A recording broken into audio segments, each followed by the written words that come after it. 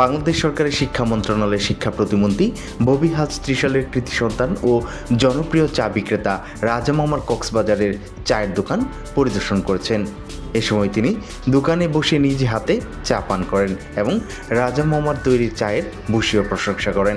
পরিদর্শনকালে স্থানীয় জনগণ ও উপস্থিত অতিথির সঙ্গে সৌজন্য সাক্ষাৎ বিনিময় করেন শিক্ষা প্রতিমন্ত্রী।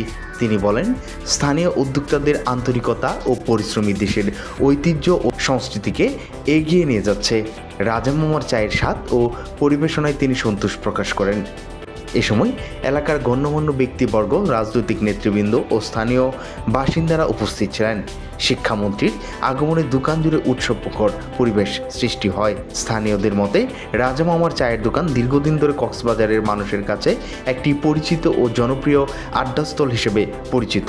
শিক্ষামন্ত্রীর এই সফরে দোকানটির সুনাম আরও বৃদ্ধি করবে বলে মনে করছেন তারা।